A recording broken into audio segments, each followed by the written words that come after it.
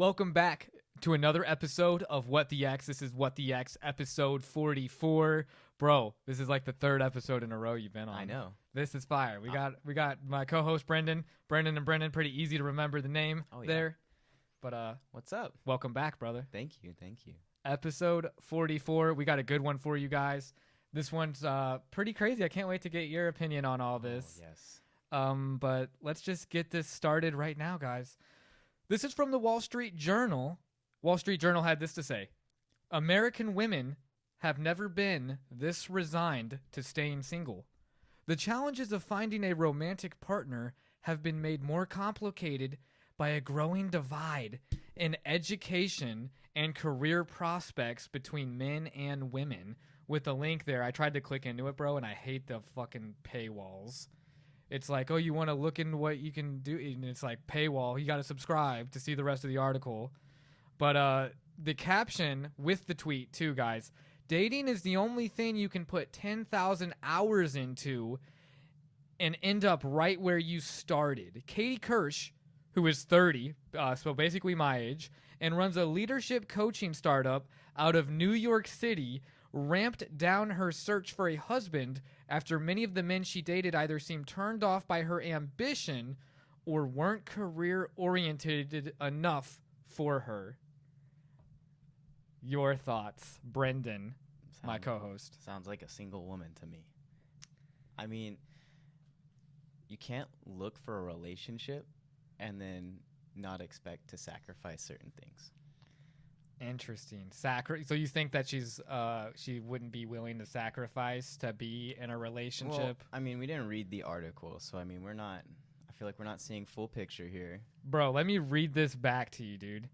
Okay. So she has a leadership coaching startup that she runs. Yeah. That already rings off red flags in my head. Mm-hmm. Oh God, she has to be full of herself just from that. She has the audacity to think that she can coach people into being better coaches.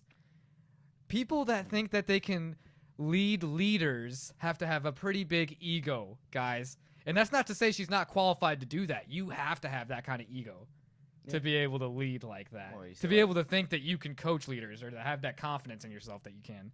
That's the first red flag, in my opinion, as far as relationships go, bro. As far as relationships go. The second is saying after many of the men she dated either seemed turned off by her ambition, so she has the perspective that it's because of her ambition. It couldn't possibly be anything else. It has to be her ambition. And then the third and final red flag is that they're not career-orientated enough for her. So, back in the day, right, men were traditionally seen as the breadwinner. Did they expect their woman to be as career-orientated as they are? I mean, no, but she should settle for a house husband, if that's the case. Well, that's what I'm saying. It's like, you can't not make sacrifices. Like, what is she expecting? Like, some rich man to have, a job when you're already doing all of this? You know what I mean? I mean, like, yeah, I'm sure you can expect that, but what does that fall into line? What are her standards? Mm-hmm. That's it. We didn't read the whole article, so we don't know her full standards. But don't you think that she should be able to settle for a house husband? Yeah, I mean, I don't see why not. But like I was saying, though, if that doesn't fit her standards, then she needs to lower her standards. And then turned off by her ambition.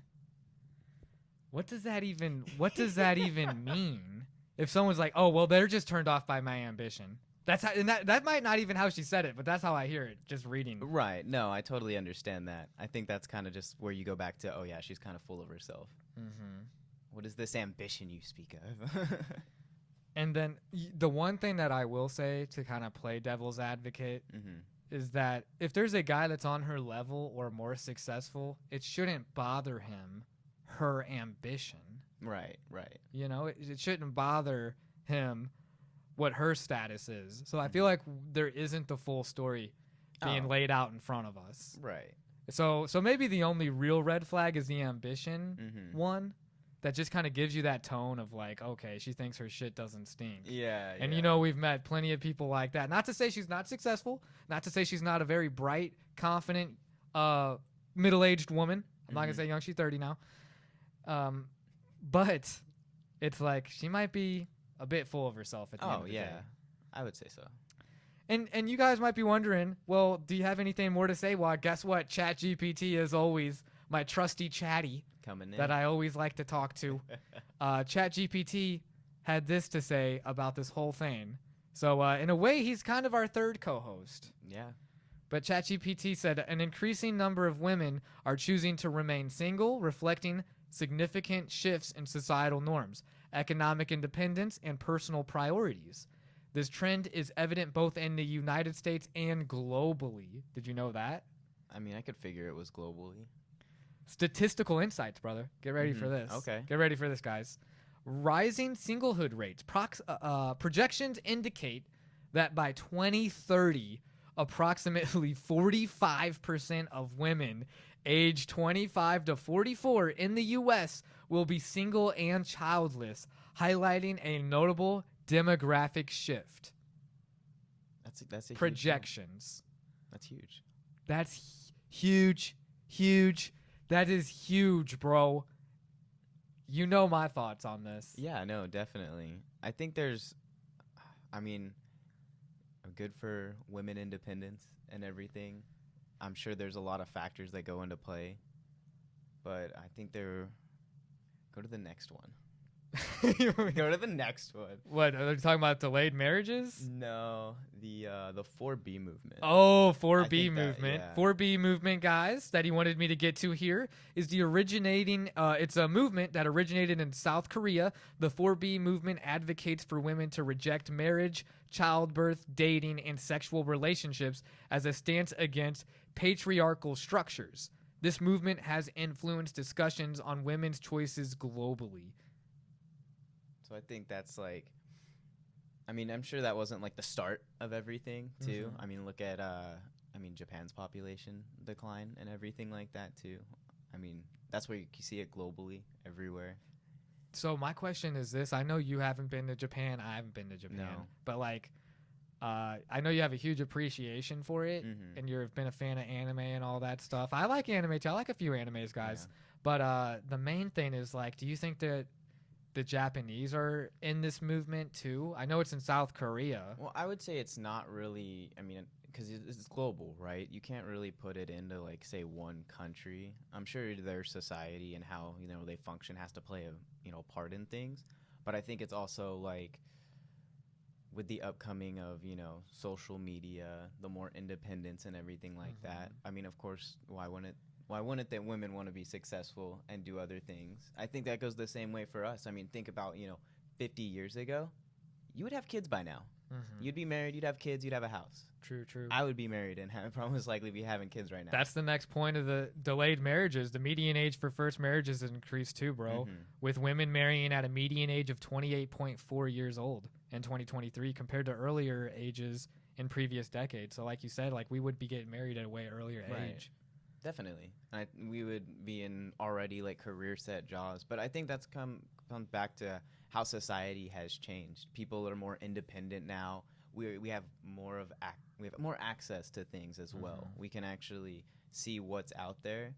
I feel like before it was kind of, especially in say the 50s, 60s, a lot of U.S. government propaganda from other countries as well. So a lot of people I feel weren't interested in going out seeing. I mean, traveling's only part of it, I feel like.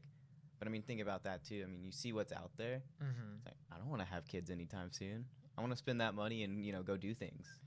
That's a super interesting point. Because that's not one of the contributing factors ChatGPT even came up with, but that makes total sense, bro.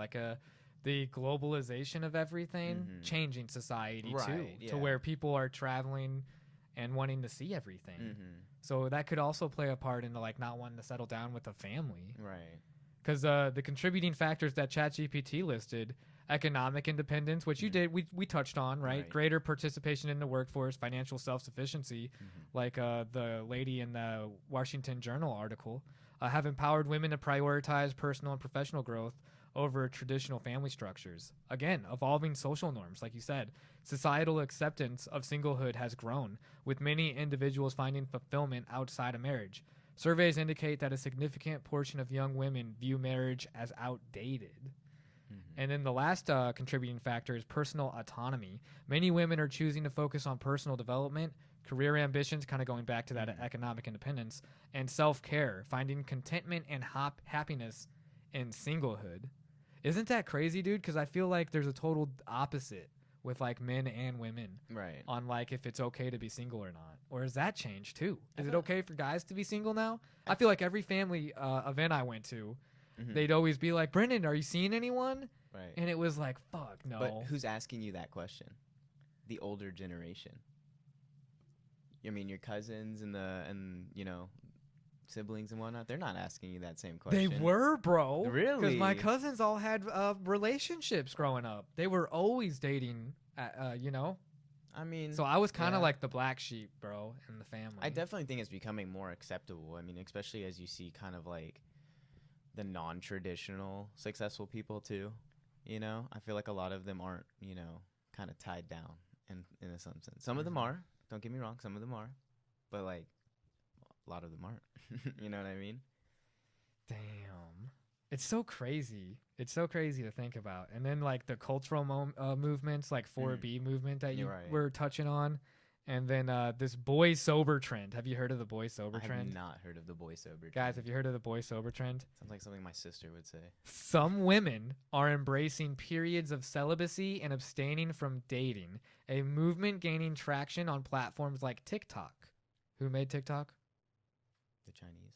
Yep. Oh, okay. This choice is often driven by a desire for self-discovery and avoiding unsatisfactory relationships.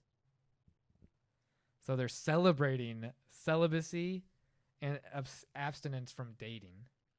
I mean, I can kind of understand it.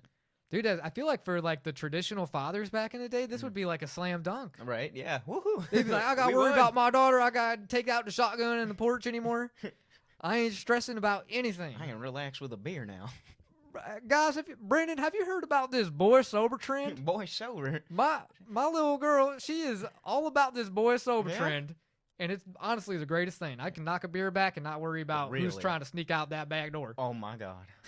We've won. Thank God. Oh, I love TikTok. But that is so wild, bro. The boy sober trend. I mean, boy sober. They're sober from boys. Think about it, though. They're sober from boys, not men. I feel like that's more of like a younger generational thing. I feel like there's a divide. Yeah, I'm only 22 and I'm a part of Gen Z. But I feel like that year and a half, kids that are, you know, probably 19, like 20, 19, dude. Oh my gosh, it's so different. Dude, I feel like I'm so old school, even like compared to you. I really appreciate you keeping me young, bro. Some of these younger guys too, honestly, they kind of deserve it. Like, you know, there's that nice guy trend, right? Where it's like, or they just expect things. Like, not to get into too many details. So some betas. You're saying it's a beta-ass generation. Exactly, right. I mean, what are these young boys providing? That's what I want to know. What are you providing? Sam, so you're kind of feeling what she was saying earlier. They're scared of that ambition. Bunch of simp boys. Yeah. Would you want a simp boy? I was gonna say, dude. I was even gonna say, like, if you came to me, bro, and you were like, "Yo, I'm on this girl sober movement," I'd be like, "So you're gay?" Right. You know what I'm saying? There's such a difference to me in like the side that you're on. So it's like the next pod we might have to do be like on what these dudes are dealing with. Right. But like it's interesting. Girls are definitely changing with these trends and these movements and the singleness. I'll agree with you there. If I said I came out with like a girl sober trend, yeah, that would be gay. Yeah. Oh, shit. So, in conclusion to everything we've learned, the increasing number of women choosing to remain single is a multifaceted trend influenced by economic empowerment, changing societal attitudes, and a focus on personal fulfillment, which could go into that traveling aspect that we were talking about. This shift underscores a broader redefinition of traditional life paths and the diverse ways individuals seek happiness and purpose. So that's to conclude what chat has to say. And to me, it's multifaceted for sure because there's like society's changing for the better at a lot of times, and then sometimes seems like there's some realized repercussions of like the family structure being changed, people not having children till much later, and then the idea of like, dude, TikTok trends are doing Yeah. this, and then who owns TikTok. I put a flag right here so you can see who owns TikTok. But it's like there's a war going on with birthing too, I believe, with birthing rates, bro. Yeah. Another mean, country too has an issue with birthing rates. I don't know if that's such a problem for America. I know a couple neighbors that got like 5+ kids, man, and it's like, God. So do you think that it even comes to just like scare tactics with the news I think outlets? I think fear mongering is a huge thing too. Mhm. You know, I think we don't see full spectrum. We don't see the full picture, right? So it's, I think fear mongering plays a part in it. Makes me feel bad, dude, because it's like, I'm gonna clip something outrageously crazy that says like all Americans are gonna like die in the next year. It's a projection or something, and then Right. you just clip that, but it's totally with like what you're talking about with fear mongering, Yeah. and it's like what gets the most views, bro. Oh, everything that's negative. Everything that's negative, including like a video that would say that all Americans are gonna die in the next Yeah. year. Projection of Projection 2026. 2026. All Americans are dead. You heard it here first. And bam, and then it clips right there. Yeah. Sorry guys, I'm having a lot of fun with just being a content creator and then doing all these trendy videos. I don't They're think there's fun. any legal repercussions to what I just did, is there? I hope not. We'll figure We'll that find out. We'll figure that. He's like, I wish I hadn't joined this ship. You said it, not me. Well, guess what? You're on the WTX crew, bro. And if it goes Oh, down, it's I'm official I'm now? taking you with me, dude. All right. I guess we're going down together. No, I appreciate you coming on this episode, dude. That's just one of those crazy things of looking at society and Mhm. everything changing. It's like, what the X? And do you have any closing remarks for the people watching? For the people, if you're a young man in today's society, buckle down, get your shit together, go get a job. I know a couple of you need one. That's it. Well, bro, you just alpha vibes from you, even though you're in Gen Beta, as you describe them. A lot of these beta bitches, and I'm just kidding. I'm just kidding. But no, you're an absolute G. You're a gem. Thank you for being on this pod again. Thanks for agreeing to be my co-host, not sidekick, because sometimes I'm like, oh man, watch out for this guy. But I appreciate you, brother. Of course, And anytime. I appreciate everybody watching. Please hit that Definitely. like and subscribe. It helps a lot with the channel. We're just trying to grow. This has been another episode of What the X. What the X? Ah, you did it with me. That's lit.